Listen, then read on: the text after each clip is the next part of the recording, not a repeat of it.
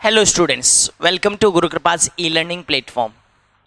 आज अपन नया topic start करने जा रहे हैं और नए टॉपिक का नाम है मेटलर्जी यानी धातु क्रम। ठीक है, आपको बताना चाहता हूं कि इस टॉपिक में से इस साल भी क्वेश्चंस आए हैं और हर साल ये कम से कम एक क्वेश्चन देता है और छोटा सा टॉपिक है। ठीक है ना, तो काफी इंपॉर्टेंट टॉपिक है। स्टार्ट करते हैं। मेटलर्जी धातु क्रम।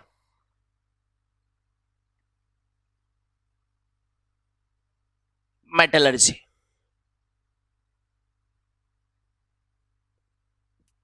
अब देखिए, बात करें धातु क्रम का मतलब क्या है ये तो बाद में, लेकिन पहले छोटी छोटी बातें इंट्रोडक्शन के तौर पर आप लिखिएगा। सबसे पहली बात लिखते रहिएगा आप कि मान लीजिए दो तरह के तत्व प्रकृति में मिलते हैं। कुछ ऐसे होते हैं जो बहुत ज्यादा क्रियाशील होते हैं और कुछ तत्व ऐसे होते हैं जो काफी कम क्रियाशील होते हैं। तो लिखिएगा, अधिक क्रियाशील धातु, अधिक क्रियाशील धातु संयुक्त अवस्था में मिलते हैं, संयुक्त अवस्था में मिलते हैं, जबकि कम क्रियाशील धातु, जबकि कम क्रियाशील धातु मुक्त अवस्था में या यौगिक रूप में पाए जा सकते हैं। ठीक है, तो बहुत ज्यादा क्रियाशील हैं वो तो क्या करेंगे, तुरंत ही यौगिक निर्माण कर लेंगे, इसलिए वो फ्रीली नहीं मिलते, फ्री स्टेट में नहीं मिलते, मुक्त अवस्था में नहीं मिलते। लेकिन कम क्रियाशील है वो सीधे भी प्रकृति में मिल जाते हैं या फिर यौगिक रूप में मिलते हैं। ठीक है ना, तो इस तरह से ये बात हुई कि भाई ज्यादा क्रियाशील और कम क्रियाशील ये किस रूप में मिलेंगे। ठीक है, मुक्त अवस्था का मतलब क्या होता है? मुक्त अवस्था का मतलब है सीधा, जैसे गोल्ड है तो गोल्ड क्या पता मेरे को सीधा भी मिल जाए। ठीक है, लेकिन अगर मैं सोडियम को प्रकृति से उठाऊंगा, सीधा खुले वातावरण में सोडियम पड़ा है, तो वो सोडियम रूप में नहीं होगा, वो हो सकता है ऑक्साइडों के रूप में हो। समझ गए ना, संयुक्त अवस्था में होता है। ओके, इसके बाद में एक छोटे से शब्द से मैं स्टार्ट कर रहा हूं, और बेटा जी ये शब्द है खनिज। खनिज, मिनरल। बात करें हम खनिज या मिनरल की, तो देखिए खनिज क्या होते हैं। वैसे तो खनिज का मतलब होता है कि अपन नेचर में से, प्रकृति में से, जैसे खानों में से जिनको अपन प्राप्त करते हैं, लेकिन टेक्निकल डेफिनेशन सुनिएगा और लिखिएगा भी। खनिज वे पदार्थ हैं, वे पदार्थ हैं जिनमें या तो वांछनीय धातु पाया जाए या फिर उस धातु का कोई यौगिक पाया जाए। यानी जिस धातु को मैं निष्कर्षित करना चाहता हूं, या तो इस पदार्थ में वो धातु मिल जाए अकेली, है ना, या कि फिर धातु का कोई यौगिक मिल जाए इसमें, तो ये मेरे लिए क्या कहलाएगा, खनिज। तो खनिज वे पदार्थ है जिनमें वांछित धातु या धातु के यौगिक उपस्थित रहते हों। ठीक है, जैसे मान लीजिए कि मैंने प्रकृति में जो कोई खान है, उस खान में से कोई पत्थर उठाया और पत्थर में Fe2O3 यौगिक मिला, तो Fe2O3 यौगिक मिला तो मेरे लिए वो Fe का क्या हो गया, खनिज हो गया। समझ रहे हो ना? ओके, तो खनिज का मतलब क्या है, वे पदार्थ जिनमें धातु या धातु के यौगिक उपस्थित है। ठीक है, ओके, खनिज का मतलब आपने देखा। इसके बाद में इसी से मिलता जुलता एक शब्द और आता है बेटा जी, और वो है अयस्क। अयस्क यानी और। अयस्क क्या होते हैं, अब थोड़ा सा सुनिएगा। कहते हैं कि खनिज तो बहुत सारे हैं, मतलब जैसे मैं आयरन का निष्कर्षण करना चाहता हूं, Fe का निष्कर्षण करना चाहता हूं, तो इसमें भी Fe का कोई मौजूदगी है, इसमें भी आयरन उपस्थित है, चाहे वो खुला उपस्थित हो चाहे यौगिक रूप में उपस्थित हो, इन सब में Fe उपस्थित है, तो ये सब के सब खनिज है। लेकिन बेटा जी कहते हैं कि अब इन खनिजों में से कुछ ऐसे होते हैं, कुछ जैसे मान लीजिए इससे और इससे, है ना, कुछ खनिज ऐसे होते हैं जिनसे धातु की प्राप्ति, ध्यान से सुनते जाना, धातु की प्राप्ति आसान हो। समझ रहे हो ना, धातु की प्राप्ति आसान हो, विधि सरल हो। ठीक है ना, आर्थिक रूप से, इकोनॉमिकली वो हमारे लिए सुगम हो।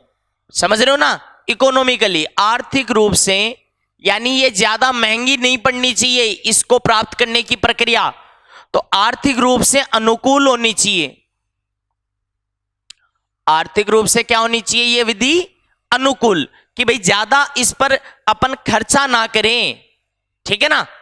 तो आर्थिक रूप से अनुकूल होनी चाहिए। क्या कह रहा हूं? खनिजों से धातु की प्राप्ति, ध्यान से सुन लेना, खनिजों से, जिन खनिजों से धातु की प्राप्ति आसान सरल विधि हो, आर्थिक रूप से अनुकूल हो, उन खनिजों को हम कहेंगे अयस्क या और। समझ गए?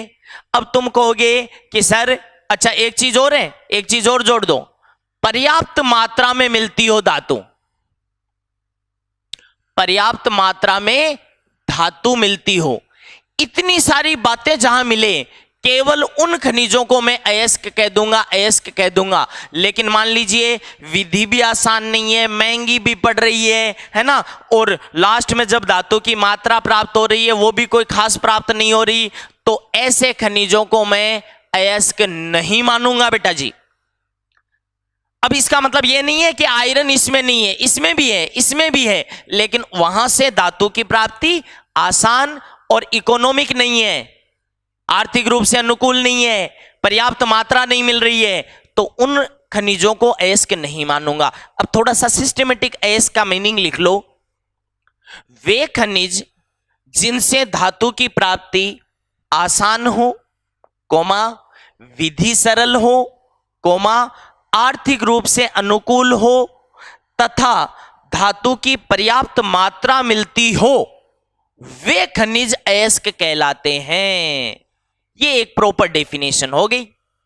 अब मुझे तो एक कथन बता दीजिए, नोट डाल के आपको लिखना है, एक स्टेटमेंट लिखना है बेटा जी, एक स्टेटमेंट लिखना है आपको, आप बताना सही है क्या। सभी अयस्क खनिज भी हैं, सभी अयस्क खनिज भी है, लेकिन सभी खनिज अयस्क नहीं है। अरे भैया अयस्क है वो खनिज जरूर है, क्योंकि खनिजों में से ही तो प्राप्त कर रहा हूं मैं धातु प्राप्त, लेकिन क्या सारे के सारे खनिज अयस्क हो सकते हैं? ना, क्योंकि सबसे धातु की प्राप्ति आसान, सुगम, आर्थिक रूप से अनुकूल और पर्याप्त मात्रा में मिलना, ये सारी विशेषताएं सब पर लागू नहीं होती, इसलिए सारे खनिज अयस्क नहीं है। तो सिस्टमेटिक नोट क्या बना? सभी अयस्क खनिज हैं, लेकिन सभी खनिज अयस्क नहीं है। क्लियर? इसके बाद में फिर आओ आगे, नेक्स्ट एक वर्ड छोटे छोटे हैं, ये इंट्रोडक्शन के तौर पर मैं ले रहा हूं। अब एक शब्द ले रहा हूं बेटा जी, धातुक्रम, क्योंकि जो टॉपिक है धातुक्रम यानी मेटलर्जी, इसका मीनिंग भी तो समझे कि धातुक्रम या मेटलर्जी का मतलब क्या है। थोड़ा सा लिख लो।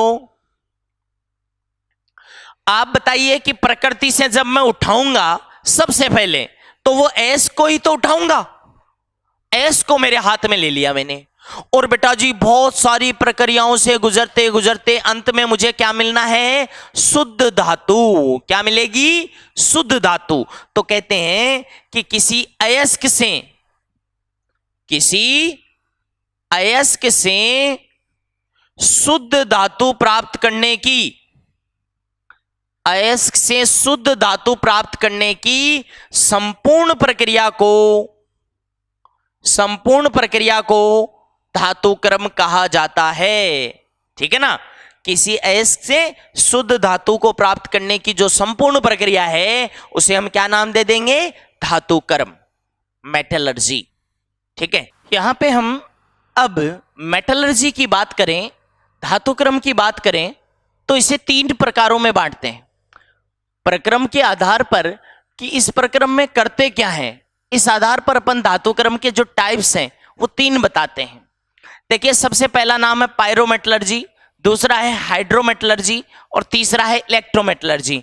हिंदी में बोले तो तापीय धातुक्रम, तापीय धातुक्रम कहते हैं इसको। दूसरा नाम आता है जलीय धातुक्रम, जलीय धातुक्रम, और तीसरा बेटा जी नाम आता है वैद्युत धातुक्रम। वैद्युत धातुक्रम। अब आपको इन तीनों में होता क्या है ये लिखना है। तो सबसे पहले तापीय धातुक्रम में आप लिखिएगा नीचे, इस प्रक्रम में उच्च ताप पर पदार्थों को गर्म किया जाता है जिससे ये टूटते हैं तथा अंततः धातु प्राप्त होती है। लिख दिया। एग्जाम्पल में लिख दो बेटा जी इसमें कॉपर, Fe आदि। इन धातुक्रमों में हम हाई टेम्परेचर का यूज करेंगे। पायरो शब्द का मतलब ही, तापीय का मतलब ही आप समझ गए। दूसरा है जलीय धातुक्रम। इसमें आप लिखना, इस धातुक्रम में यौगिकों के जलीय विलयन प्रयुक्त करते हैं जहां एक अधिक क्रियाशील धातु के द्वारा कम क्रियाशील धातु को उसके लवणों से पृथक या प्रतिस्थापित कर दिया जाता है। कहने का मतलब है बेटा, एक ज्यादा क्रियाशील धातु कम क्रियाशील धातु को प्रतिस्थापित करती है जलीय विलयनों में, ठीक है ना। और इसके बेस्ट एग्जाम्पल आपको देखने को मिलेंगे Ag और Au। इनमें होने वाली जो लीचिंग प्रक्रिया है उसमें आपको ऐसा देखने को मिलेगा। इसके बाद में तीसरा है वैद्युत धातुक्रम। वैद्युत धातुक्रम सबसे पहले तो क्या होता है लिखिए, इस प्रक्रम में धातु के लवणों के गलित विलयनों का विद्युत अपघटन किया जाता है। धातु के लवणों के गलित विलयनों का वैद्युत अपघटन किया जाता है जिससे अंततः कैथोड पर धातु प्राप्त होती है।